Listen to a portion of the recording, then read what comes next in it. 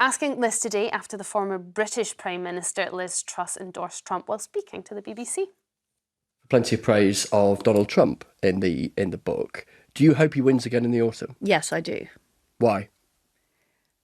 Because I believe that we need a strong America. I think that's more important than ever. I feel we're on the cusp of very, very serious conflict. I do agree that under Donald Trump, when he was president of the United States, the world was safer. I think that our opponents feared the Trump presidency more than they fear the Democrats being in office. Now, Liz Truss attended a pro-Trump conference recently where she said that the West's opponents feared the Trump presidency more than the current President Joe Biden. Do you think there's some truth in that, JJ? Absolutely. She's not the first person to say it. Boris Johnson said it last year. Other world leaders in the Western world have said it too. When Trump was in power, he led with force. He used the Pentagon, but also he had his charisma and he was able to get around the table and negotiate. Biden doesn't use any kind of force, really, and he's not a very good negotiator. He went to Gaza and said, we're going to pledge $100 million in aid to you, but there's no negotiation as part of that deal to say, if you release hostages, if you do X, Y, and Z, we're going to give you this aid. He was just like, we're going to pledge $100 million in aid. With Trump, you had force. When under Biden, we've had, I think, just over 100 US bases in Syria and Iraq have been attacked by Houthis, by other Iranian-backed rebels, and Biden's only retaliated 4 times. OK, so you have force and you have charisma. Yeah. Arguably, those two characteristics is what led to the riots, the Capitol riots. Arguably, but that's not wartime, is it? That's home security. If we're talking about... OK, so foreign policy will be good, but there'll be civil war. Well, it's not really a civil war. That was one day of insurrection, and that was off the back of him losing the votes. It was a poor decision from Trump. You're never going to find any world leader that you agree with every single decision and every single thing that they say. Never going to happen. But what I can say is that the people who we should be fearing the most in terms of governments are the Russians and the Chinese. And a little bit North Korea. Trump had relationships with all 3 of those different governments. JJ has a point. I mean, Russia certainly waited until Biden took to the White House before he decided to invade Ukraine. I think the problem the world has with America at the moment, out of 341 million population, we're down to these 2 men. I mean, that is... It is a little concerning. It is slightly worrying, it has to be said. I agree with JJ to a certain extent. If Biden is the only other alternative, then I think Trump is a safer pair of hands. I mean, wow. He is... Look, the Capitol Hill riots still worry me. I think that was deeply concerning. Can you imagine that happening to our parliament if that, people lost their lives during that? But I do think he is an unknown quantity for other leaders, whereas, the likes of Putin know what they're getting with Biden. They know they're safe and they can push things as far as they want. Trump is an unknown quantity. He talks a strong talk. After the attacks on Israel at the weekend, he put a statement out going, you stop threatening us, because America was part of that. Iran were having a go at America as well. You stop having a go at us, otherwise you will regret it. So he talks a strong talk. He is, of course, facing four criminal cases with 91 indictments against him.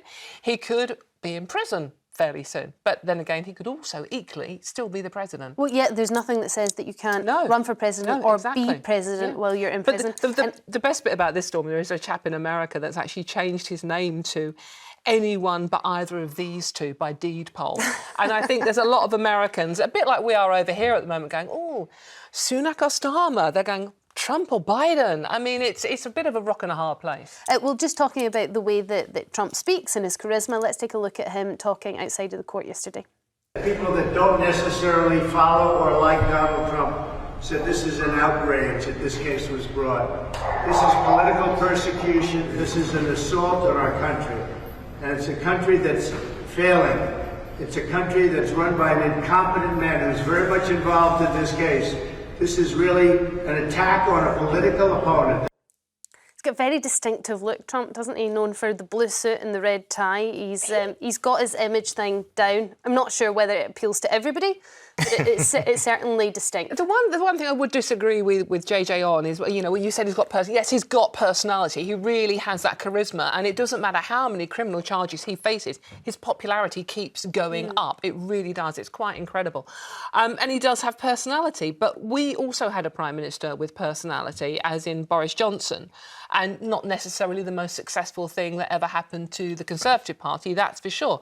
But I just keep coming back. If the question is Trump safer than Biden? I'm not having a go at Biden. I think the man is very poorly. I think he needs care rather than running president. So hold on, are we both saying? Are you both saying that you would prefer Trump to Biden? 100%. Yes. But on this personality thing, Tony Blair had a great personality. He was very charismatic. We can't use one bad politician who had charisma and use that as the example of, well, if you've got Tony charisma, Blair you're going to be took us terrible. into an illegal war. Yeah, he did. potentially. He did. But he also did so much better, many more things better for the country. He introduced the working living wage. He gave more benefits to single mothers. He brought in laws to protect homosexuality. A very, very complicated contract system for the NHS. Well, the point being, if you want someone who is stable and is safe and is willing to talk to our so-called enemies, then in Trump you have that. He was the first sitting president to ever go to North Korea and meet with their leader.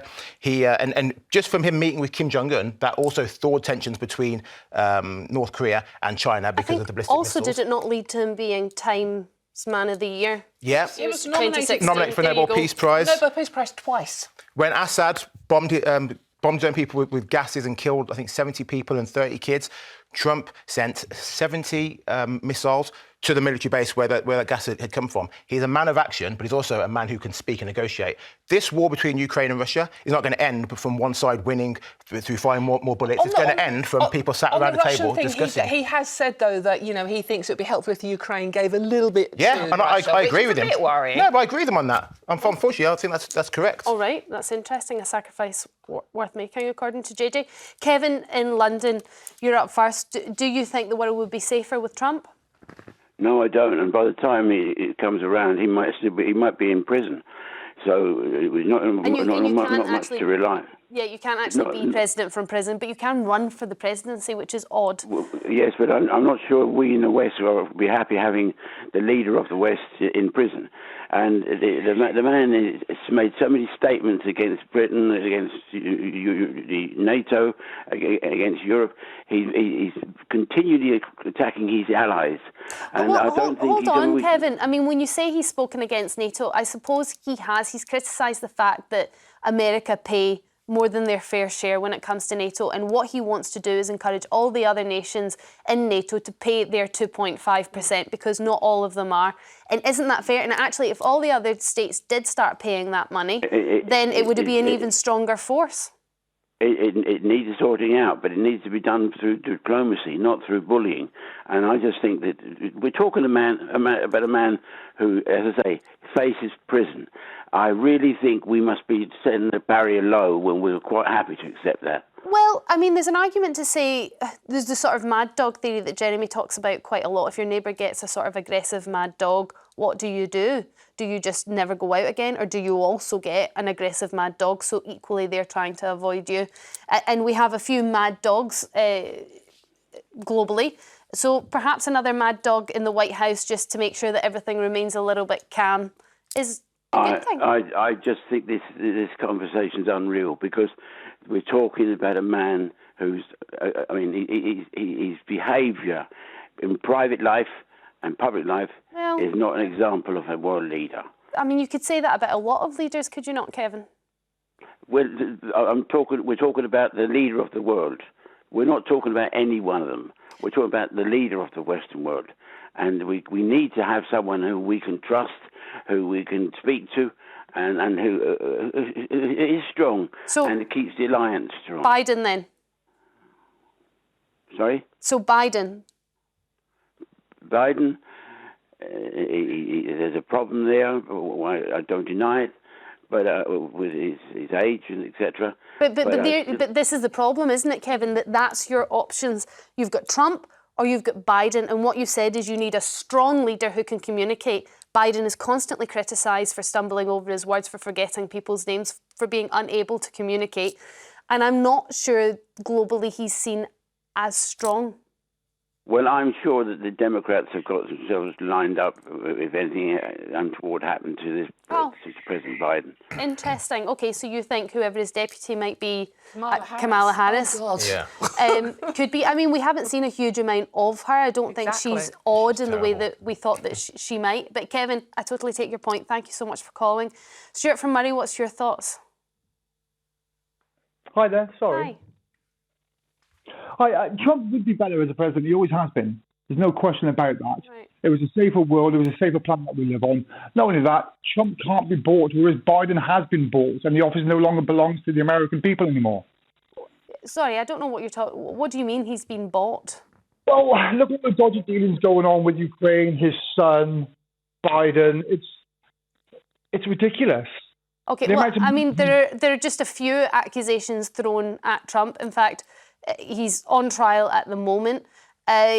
So when we're talking about trustworthy individuals, I'm not sure we could put Trump in that category either. Well, we'd say the same thing about our own government. Oh, I mean, potentially, yeah, absolutely. So you would vote Trump over Biden despite the Capitol riots, despite how many criminal charges he has against him? There was FBI in the Capitol riots trying to start the riots in the first place. They allowed the people into the building for the first 10 minutes and then said it was a problem, they were rioting. That's not correct. I mean, I'm not sure if that's correct, Stuart, but either way we look at it, the riots were an absolute tragedy. I think that's pretty much universal. I mean, during COVID, for example, we're talking about how good he is at communicating. Do you remember the inject bleach scenario? I do. I remember that. And not that was ideal. Not ideal from a president, is it? That's not the kind of communication that you want. A few small things that he's done when his only interest is the best thing for the American people. Yeah. But is he the best thing for foreign policy? Is he the best thing for the world? Aaron, what's your views on? I suppose it's Trump v Biden, isn't it?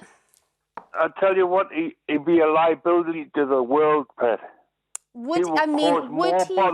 It would cause more bother and more wars than anybody else.